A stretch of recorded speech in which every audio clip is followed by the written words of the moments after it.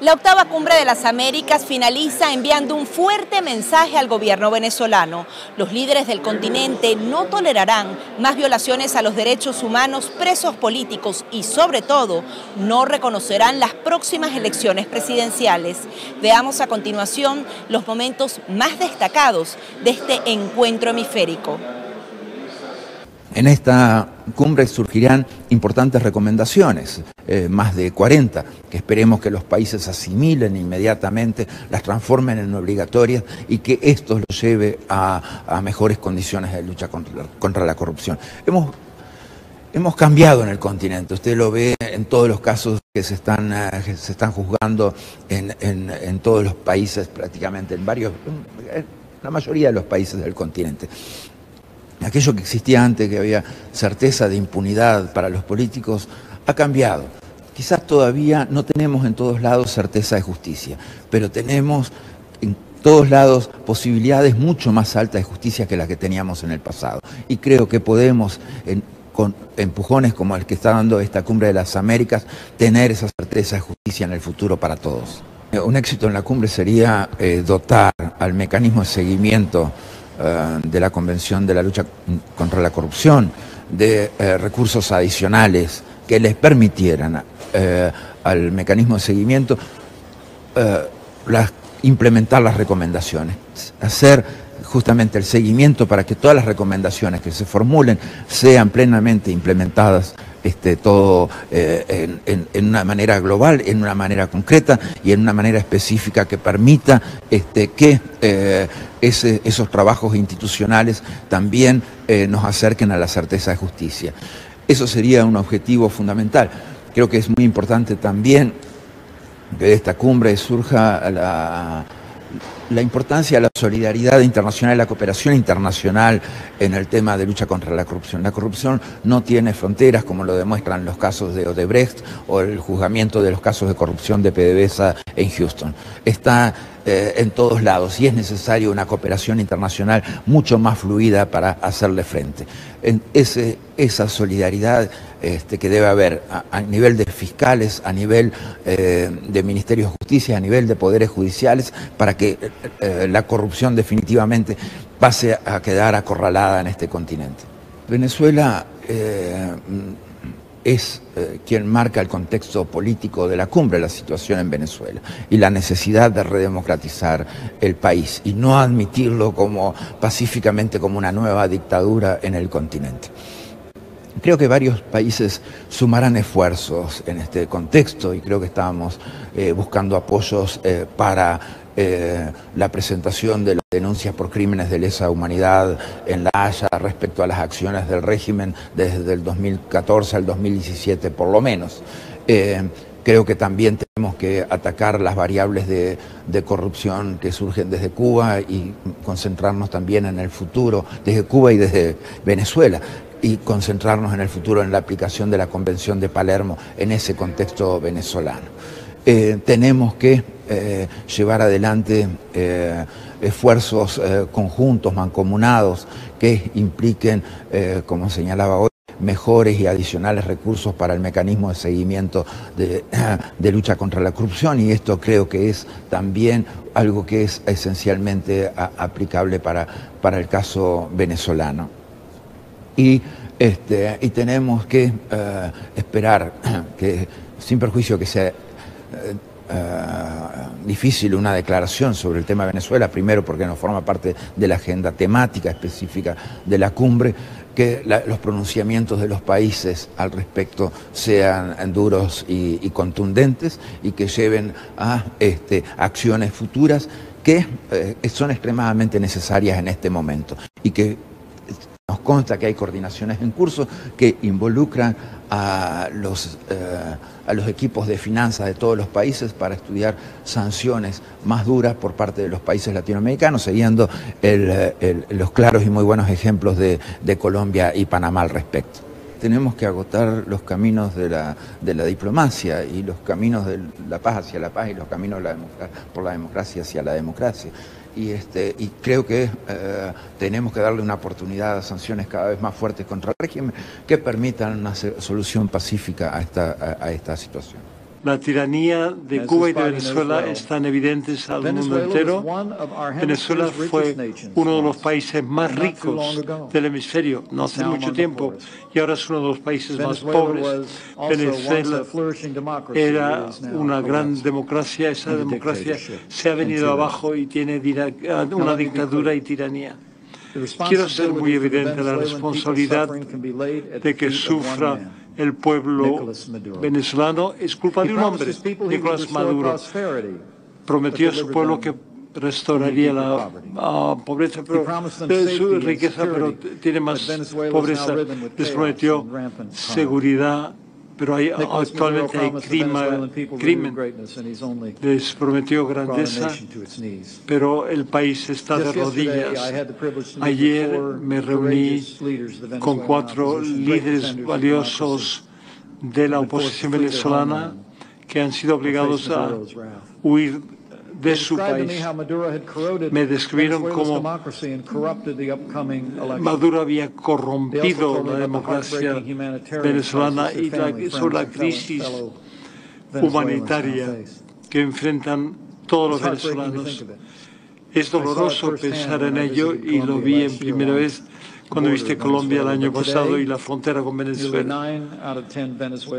9 de cada 10 venezolanos ahora son pobres. Las tiendas, los almacenes están vacíos. Los hospitales no tienen servicios médicos básicos. Y eso ha causado miseria y muertes. 5.000 venezolanos cada día huyen de su país en el mayor éxodo en nuestro hemisferio. Venezuela es un estado fallido y el colapso de Venezuela está afectando otras economías, está dando a criminales y corruptos transnacionales a abusar más de la gente. Y el presidente Trump ha dicho claramente que Estados Unidos no va a quedar con los brazos cruzados al colapsarse Venezuela. Nuestro gobierno ya ha impuesto sanciones estrictas a más de 50 altos oficiales de Venezuela y hace 3 semanas eliminamos el petro del sistema financiero de Estados Unidos. También hemos anunciado que gracias a la generosidad del americano, 2,5 millones de dólares para ayudar a venezolanos que viven en Colombia. Y ayer dije que eso lo aumentaremos en 16 millones más en ayuda directa para ayudar a Colombia en acoger a esos colombianos. Estados Unidos, nuestros aliados y socios están dispuestos a hacer mucho más para apoyar al pueblo venezolano. Pero el mundo debe saber que al sufrir el pueblo de Venezuela y al no tener ayuda humanitaria básica, Nicolás Maduro obstaculiza nuestra ayuda.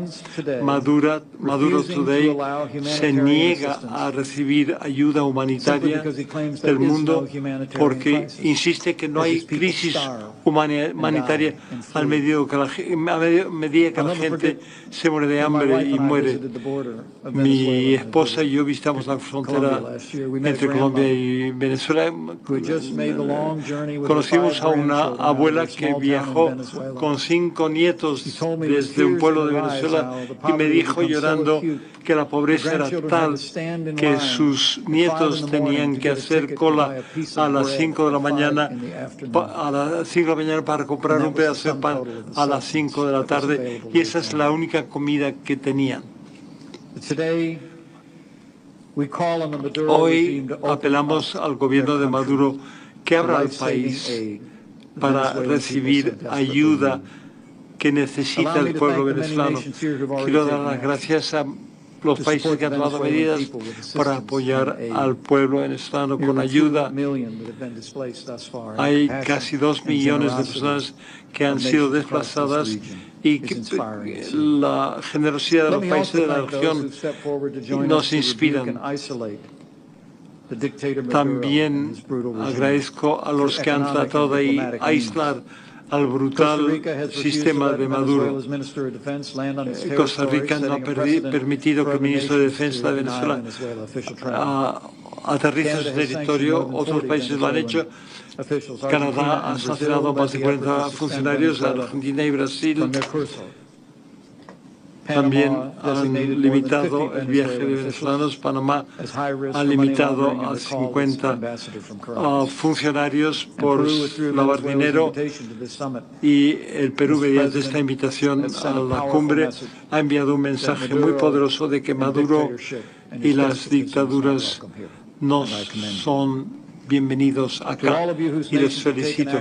Para aquellos que han tomado medidas y países en apoyo a la libertad en el hemisferio, muchas gracias. En nombre del presidente Trump, quiero decir que Estados Unidos creen que este es el momento en que hay que hacer más, mucho más. Cada país libre de tomar medidas más firmes para aislar al régimen de Maduro. Tenemos que apoyar a nuestros hermanos y hermanas que sufren de Venezuela. Les prometo que Estados Unidos no descansará hasta que se restaure la democracia en Venezuela y que el pueblo venezolano recupera su derecho a la libertad. Colombia es el país que más sufre la desesperada situación que atraviesan los venezolanos. Por eso somos los más interesados en que nuestra hermana nación se restablezca la democracia, el respeto por los derechos humanos y la misma civilidad. Hemos sido y seguiremos siendo generosos con el pueblo venezolano. Son nuestros hermanos, pero seremos implacables con su régimen opresor, que tanto daño nos está haciendo, no solo a Colombia, sino a toda la región. El régimen se inventó una asamblea constituyente espuria que de inmediato rechazamos y desconocimos, porque fue el golpe de gracia a la poca institucionalidad democrática que subsistía. Esa misma instancia legítima y un régimen que quiere perpetuarse en el poder convocaron unas elecciones que también tenemos que desconocer todos los aquí presentes. Lo dijimos apenas fueron convocadas y lo repetimos hoy. No reconoceremos los resultados de unas elecciones que están diseñadas para maquillar una dictadura. Mientras tanto, la crisis social y económica se agrava cada día más, lo que paradójicamente le ha servido al gobierno para reprimir a la población civil cada día más. Nuevamente, le pedimos a Maduro que permita la ayuda humanitaria internacional. Es increíble que se mantenga en estado de negación frente a una crisis tan evidente, mientras el mundo entero ve con ojos conmovidos cómo el pueblo venezolano se muere físicamente de hambre. Este desastre ha producido, según los últimos cálculos, una inmigración que puede llegar al 15% de la población, una buena parte a Colombia.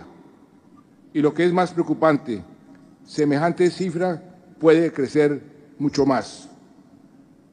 Colombia y la región no debemos cesar en nuestro empeño para que los venezolanos recuperen su anhelada libertad. Tenemos que redoblar nuestros esfuerzos para que el gobierno de Venezuela deje de negar la realidad y acepte la colaboración regional y la ayuda internacional que permita superar esta crisis humanitaria que se ha vuelto insostenible. Teniendo en cuenta el tema que nos convoca, no hay duda que el caso de Venezuela muestra en el caso extremo lo que puede llevar a una sociedad un proceso de corrupción descontrolado. Mientras tanto, no podemos mirar hacia otro lado. Cuando se atropella el derecho de los venezolanos a elegir en libertad, con presos políticos y sin garantías mínimas de transparencia, es lo que estamos haciendo. La Argentina va a desconocer cualquier elección que surja de un proceso de este tipo. Insisto, la Argentina va a desconocer cualquier elección que surja de un proceso de este tipo. Eso no es una elección democrática. Tenemos que seguir trabajando juntos por una verdadera salida democrática y pacífica para Venezuela. El motivo de estas cumbres no es, ni debe ser, realizar un ejercicio de recriminaciones en donde todos culpamos a otro y regresamos a nuestros países conformes por saber que los responsables son los demás. Estar acá representa un compromiso con una agenda hemisférica plenamente vigente. Hagamos que tenga sentido. Venezuela no es solamente un problema para los venezolanos, es un problema para todos los que amamos, queremos y nos comprometemos con la democracia. En Venezuela no hay democracia, no hay Estado de Derecho, no hay respeto a los derechos humanos, no hay independencia de poderes, hay presos políticos. Y las elecciones que han sido llamadas en Venezuela con partidos proscritos, con personalidades prohibidas de participar, no son elecciones legítimas. Y por tanto el mensaje debe ser fuerte y claro a Venezuela. Queremos que se reencuentre con el camino de la democracia, las libertades, los derechos humanos, el Estado de Derecho. Y además, le pedimos a Venezuela que reconozca la crisis humanitaria que está causando un sufrimiento y un dolor gigantesco y que en cierta forma está condenando al hambre y a la muerte a muchos de sus integrantes. Y finalmente, al igual como dijo el presidente Macri, las elecciones que han sido llamadas en Venezuela no son democráticas, no son transparentes, no cumplen con los estándares mínimos de una sociedad verdaderamente democrática y por tanto ningún país que de verdad diera la democracia, en mi opinión, debiera reconocer esas elecciones. Canadá ha implementado varias sanciones contra Venezuela y, seré honesto, nosotros estamos muy preocupados de hacer algo que pueda hacer la vida aún más difícil por los millones de personas que están sufriendo bajo este régimen asesino y autoritario. Nosotros sabemos que la crisis humanitaria en Venezuela continúa empeorándose cada día y países alrededor del mundo deben continuar y mantenerse fuertes en favor de proteger y apoyar a estas personas. Llamamos a los gobiernos a permitir ayuda humanitaria y llevarla a las personas en Venezuela.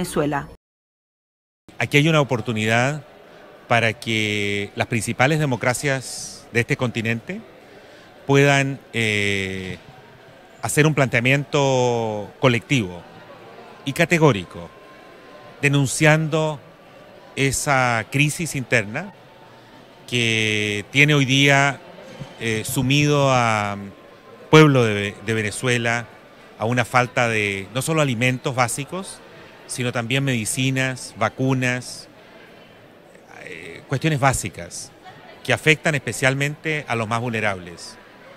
Es indignante que el régimen cívico-militar que gobierna Venezuela insista en que esta realidad no existe, que esto es una ficción y que está todo bien en Venezuela. Yo creo que si las democracias latinoamericanas se unen en cuanto a no solo la denuncia de esta situación, sino un plan concreto de apoyo a través de organismos no gubernamentales, apoyo que pueda llegar con la colaboración de las iglesias y otros sectores humanitarios en Venezuela, para que pueda llegar esa ayuda a los sectores más pobres que están expuestos a esta crisis.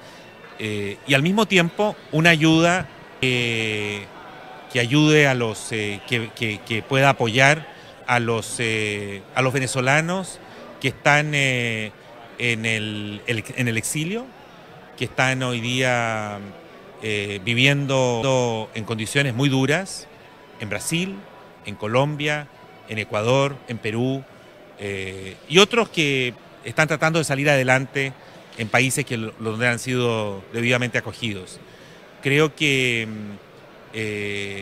hay una responsabilidad colectiva, obviamente que la responsabilidad única y principal por la crisis por la que atraviesa y el descalabro económico y en materia de seguridad pública, por la crisis que enfrenta Venezuela, recae en los hombros de Maduro y su régimen, un régimen que hoy día es virtualmente una dictadura cívico-militar en el siglo XXI, similar a los regímenes dictatoriales que sufrimos en otras épocas, felizmente superadas en el resto de la región. Ojalá que ese planteamiento se dé, ojalá que también se reafirme a nivel de los jefes de Estado el desconocimiento y el rechazo a un proceso electoral fraudulento, el 20 de mayo, que ha sido planificado calculadamente por el régimen para conseguir que Maduro se pueda perpetuar en el poder por otros 6 años, y ojalá también que esta reunión reafirme el valor que tiene la participación de la Asamblea Legislativa, único órgano democráticamente legítimo en Venezuela, que cualquier ley, cualquier medida que haya sido aprobada o cualquier elección que haya sido convocada sin la autorización, sin la participación de la Asamblea Legislativa, no tiene el reconocimiento de las democracias de este continente y tampoco de las democracias de otras regiones del mundo. Yo creo que la única manera de conseguir mejorías en Venezuela es incrementando la presión internacional, especialmente las sanciones a los mafiosos, las sanciones con el congelamiento de visas, el congelamiento de sus bienes mal habidos, como lo está haciendo la Unión Europea, los Estados Unidos, Canadá y se ha sumado recientemente Panamá. Yo creo y espero que se coordine un mecanismo regional que permita incrementar esas sanciones. La Fiscalía abrió una investigación preliminar recientemente contra el régimen de Maduro, al igual que contra el régimen de Filipinas. Recordemos que cuando la Fiscalía de la Corte Penal Internacional decide abrir una investigación de esta naturaleza, se está anunciando la posibilidad que miembros, autoridades, los máximos responsables, tanto civiles, militares como del Poder Judicial, puedan responder individualmente con sanciones penales por su conducta. Y ya veremos qué es lo que se logra establecer por parte de la Fiscalía. Nosotros estamos colaborando estrechamente con la Corte Penal Internacional desde hace ya un tiempo y lo seguiremos haciendo. Nosotros hemos documentado numerosos casos que muestran un patrón de conducta, un modus operandi, que muestran una coordinación y que este tipo de prácticas de tratos crueles, inhumanos, de torturas, de detenciones arbitrarias sin que exista amparo judicial, no son casos aislados ni son accidentes, hacen parte de una política. Nosotros tratamos a Venezuela como tratamos a estados africanos o del Medio Oriente que están sumidos en conflictos armados internos. Y eso implica que seguimos fiscalizando la situación en el país en tiempo real y con presencia nuestra permanente. Yo no puedo ingresar a Venezuela desde mi expulsión en el 2008, pero nuestra organización tiene la capacidad y las condiciones para hacer investigaciones en derechos humanos, en Siria, en Libia, en Pakistán, en el Congo, en Sudán, de tal modo que el que a mí me impidan las autoridades de Venezuela ingresar al país, eso no nos detiene, no nos frena en relación con nuestro deber, que es investigar en el terreno lo que está ocurriendo tanto desde el punto de vista de derechos o violaciones a los derechos civiles y políticos, como también en relación con la crisis humanitaria que están enfrentando sectores, especialmente los más vulnerables en Venezuela. Estados Unidos lo ha dejado claro, Venezuela es una prioridad. La primera cita del vicepresidente Mike Pence al llegar a Perú fue precisamente con líderes de la oposición venezolana. Estoy complacido de anunciar que Estados Unidos destinará un fondo adicional de $16 millones en la región para apoyar a los venezolanos que han huido de la tiranía, la dictadura. En el curso de esta Cumbre de las Américas, Estados Unidos hará un llamado a nuestros aliados a lo largo de la región para que se unan en este esfuerzo humanitario. Lo que pedimos, además de esta ayuda humanitaria, es una intervención humanitaria para Venezuela, porque nuestro país está secuestrado, nuestro pueblo está secuestrado, señor vicepresidente. Son necesarias las sanciones, ampliar las sanciones, intensificar las sanciones, que no son contra el pueblo. Estos 16 millones son de parte de la Agencia de Desarrollo Internacional de los Estados Unidos, asimismo del Departamento de Estado, por lo menos la porción que es de la Agencia de Desarrollo, de USAID, van a ser repartidos entre Brasil y Colombia, los dos vecinos de Venezuela que han acudido, que han aceptado, que han apoyado. Tienen campamentos de guerra prácticamente. Tienen campamentos y es importante porque esto va a ser para las necesidades básicas de salud, de alimentación y para los refugios, las casas en las que están viviendo los venezolanos que se han escapado de Venezuela.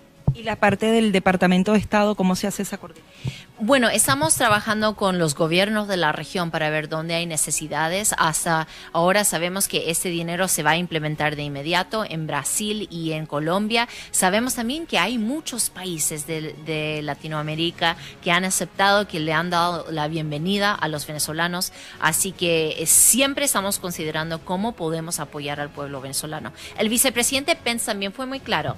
Nuestro deseo es de apoyar al pueblo venezolano dentro de Venezuela. Sabemos, y asimismo como los del Grupo de Lima y los otros miembros de la Organización de Estados Americanos, de que hay necesidades en Venezuela, que los venezolanos que se han quedado, que están ahí todavía, sufren del día a día, las familias. El vicepresidente Pence habló de una forma muy clara sobre familias venezolanas, sobre familias que no le pueden dar comida a sus hijos, pero desafortunadamente Maduro ha impedido que los otros países de la región puedan ayudar. Y esta acción demuestra la actitud que él tiene hacia su propio pueblo de no aceptar ayuda humanitaria. Nuestro deseo sigue siendo estar en contacto directo con el pueblo venezolano, y el vicepresidente dijo que a través de esas conversaciones hoy día y mañana en la Cumbre de las Américas, los países van a ver cómo es que quizás podrían abrir esta oportunidad para los venezolanos, al mismo tiempo viendo cuál es la respuesta conjunta, compartida hacia el régimen de Maduro, que él llegó a llamar una dictadura, que este tipo de comportamiento político es el de un dictador. Este asunto de la crisis humanitaria, social, política que vive Venezuela se ha conversado en la ONU. Nuestra embajadora Haley lo ha presentado ante el Consejo de Seguridad varias veces. El asunto de que deberíamos, como una organización global, los países del mundo deberían tomar una acción en cuanto a Venezuela y el régimen de Maduro y lo que está impidiendo, dejando a su pueblo sufrir. Sabemos que la primera responsabilidad de cualquier gobierno es asegurarse de que su pueblo sea seguro y que pueda vivir en paz y que pueda por lo menos tener las necesidades básicas definidas por los derechos humanos, lo que compartimos. Entonces, eso se ha conversado en la ONU, se ha conversado aquí en la Organización de Estados Americanos, lo hemos estado tratando una y otra vez.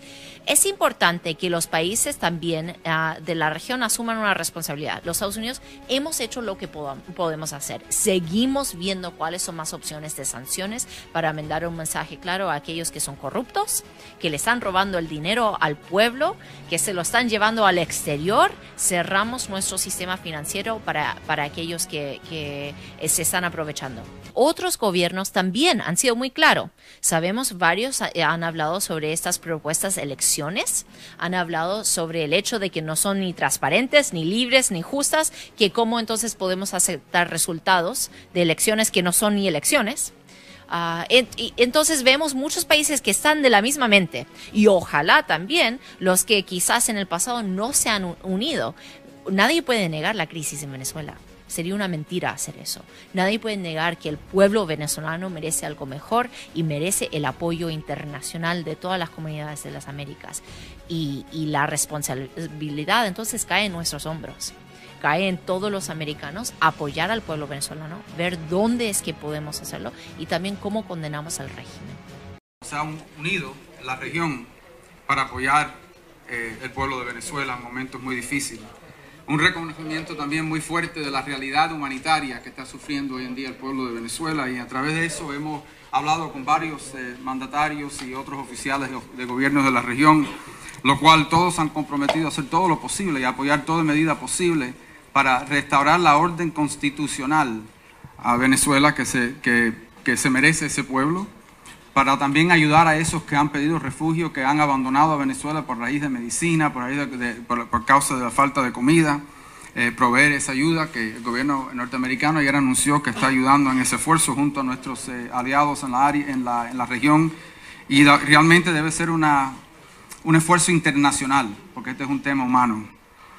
Más allá de eso, también es un compromiso muy fuerte también de la región para proveer ayuda humanitaria dentro de Venezuela, y le pedimos que lo hagan lo más pronto posible y que permitan que entre esa ayuda a través de organismos no gubernamentales, no políticos, que ayuden a que esa medicina, esa comida y esa ayuda llegue al pueblo de Venezuela que tanto está sufriendo, está pasando hambre, personas muriendo por falta de medicina y de comida.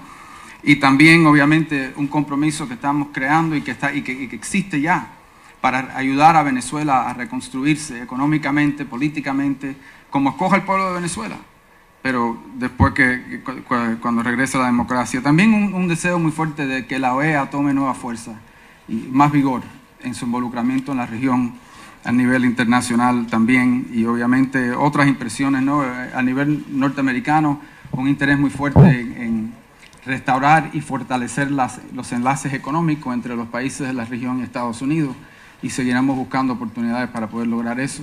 Todos los candidatos de oposición que tengan o que estaban progresando en su campaña o que tenían oportunidad de ser parte de una campaña han sido enjuiciados, encarcelados y encontrados que no pueden estar en la boleta.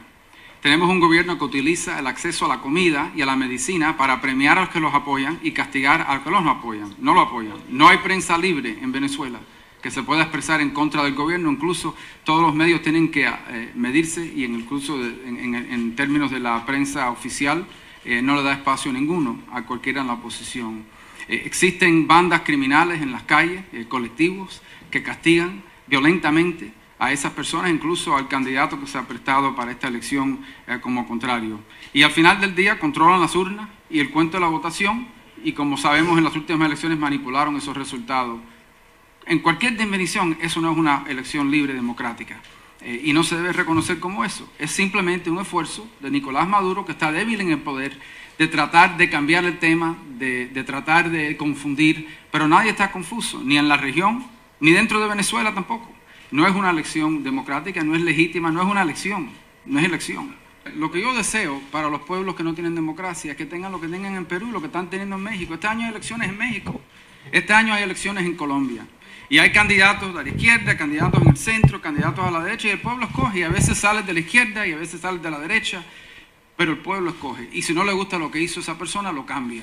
Es lo único que yo deseo. Lo que yo deseo para Venezuela, lo que yo deseo para Cuba, lo que yo deseo para la región entera, es que puedan tener lo que tienen aquí en Perú, y lo que tienen en Colombia, lo que tienen en Panamá, y lo que tienen en Argentina, y lo que tienen en todos los países casi de este hemisferio.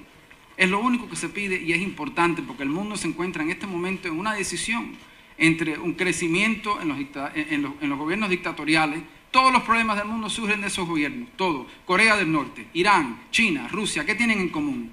Que son dictaduras que no permiten espacio para discusión y debate. Y es difícil, la democracia no es fácil, porque uno tiene que someterse a que lo insulten, tiene que someterse a debate, a que personas que no están de acuerdo con lo que uno piense, pero que la realidad es que la otra alternativa es un pueblo siempre dividido, familias divididas, países que no pueden progresar porque no existe espacio para los que están en desacuerdo con uno poder expresarse, poder tener un papel en el gobierno de su propio país. Es lo que deseamos, y de eso se trata esta cumbre, desde su inicio en el 94 en Miami, y de eso se trata la Organización de Estados Americanos, la unión de las democracias de la región para proteger la democracia y la prosperidad. Lo único que yo deseo para Cuba y para Venezuela y para todos los países es que las personas que tengan diferencia puedan decidirlas en las urnas en vez de a través de la violencia o movimientos políticos ilegítimos. Es lo que yo deseo. Así que al final del día yo creo que en una sociedad libre, el que esté en desacuerdo con una posición política tiene el derecho a votar en contra de ese político. En 5 años yo tengo que someterme a la boleta de nuevo. Y si ¿va a seguir aceptando el dinero o no? Es una pregunta directa. Es muy fácil. En los Estados Unidos, en diferencia a Cuba, en los Estados Unidos hay una prensa libre que me puede cuestionar y criticar y lo hacen todos los días. Y en Estados Unidos las personas, bueno, lo que le digo es que yo me alegro que pueda tener un debate, porque en Cuba no se puede tener debate. Y la respuesta es que en los Estados Unidos las personas saben mi posición y saben, porque tenemos también transparencia sobre quién dona y no dona. Sí, yo apoyo la segunda enmienda de Estados Unidos y la gente sabe que las personas que también lo apoyan, me apoyan a mí. Y si no les gusta pueden votar en contra y si lo apoyan pueden votar a favor. Ojalá que pudieran hacer eso en Cuba también, que no lo pueden hacer. Yo no sé si sería la Iglesia Católica, las Naciones Unidas, quien sea. Lo importante es que hoy en día en Venezuela las personas están muriendo por falta de comida, por falta de medicinas básicas. Y estamos hablando de un país que hace poco era una de las economías más prósperas de la región y del mundo. Y al final del día, para mí son los temas políticos. Estamos viendo imágenes y historias de Venezuela que son comunes en otras partes del mundo, pero no en este hemisferio. Y lo que yo quiero es que esa ayuda pueda entrar. Y si Nicolás Maduro lo quiere impedir, pues entonces, obviamente, imagínese usted, el pueblo sabrá que eres el que está impidiendo la entrada de comida y medicina para salvarle la vida a sus hijos y a sus familias que quedan ahí. Y yo creo que es muy triste que no lo permita, pero yo creo que el mundo debe tomar conciencia de la realidad venezolana. Cada vez que hay alguien muriéndose de hambre en la África, en otras partes del mundo, el mundo se une para tocar ese tema y tratar de solucionarlo. Pero yo creo que se debe hacer lo mismo en este caso, que está ocurriendo por razones políticas en este hemisferio.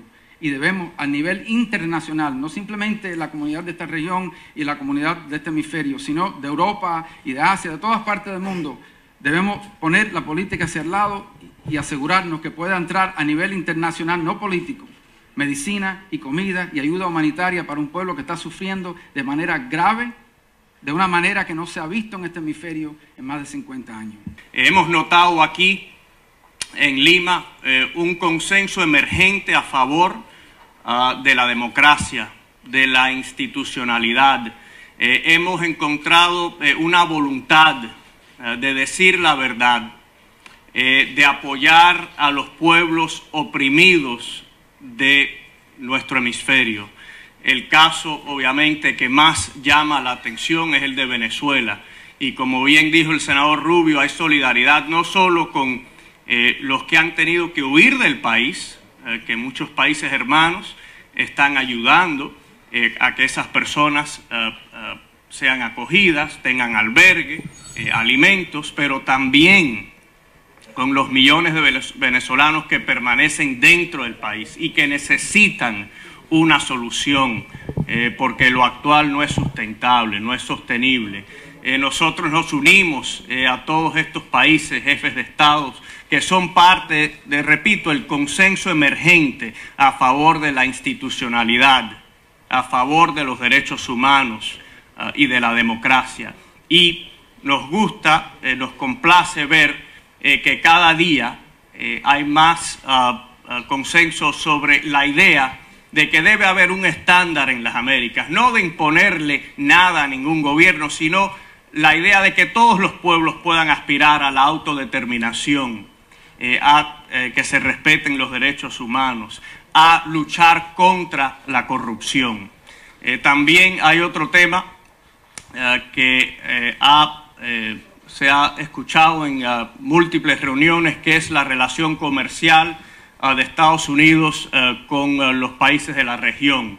La delegación de la Cámara le ha asegurado a todos los países, especialmente al presidente Vizcarra aquí en el Perú, de que las políticas arancelarias de Estados Unidos, en nuestra opinión, deben ser dirigidas a aquellos países que abusan del sistema de comercio internacional. No deben afectar no deben de causarle ningún tipo de daño a los países aliados, a nuestros amigos en la región con los cuales tenemos muy buenas relaciones comerciales. Así que una vez más le agradezco al senador Rubio esta oportunidad, al Perú por ser tan gran anfitrión y a todos los que han participado de esta gran cumbre. En cuanto a los refugiados venezolanos que se encuentran en Estados Unidos, sí, continuamos luchando para que tengan un camino a la permanencia en Estados Unidos. Sabemos que en el Congreso se sigue debatiendo el tema de la inmigración. Yo quisiera que dentro de ese contexto se les abriera un camino a los venezolanos para que puedan permanecer en Estados Unidos. Son personas muy trabajadoras que están aportando mucho al país, especialmente en nuestra comunidad del sur de la Florida, así que no dejaremos de luchar por los venezolanos que se han refugiado en Estados Unidos. No solo la ausencia de mandatarios como Donald Trump y Raúl Castro restaron relevancia noticiosa a este evento, otros hechos de trascendencia desviaron la atención de la opinión pública.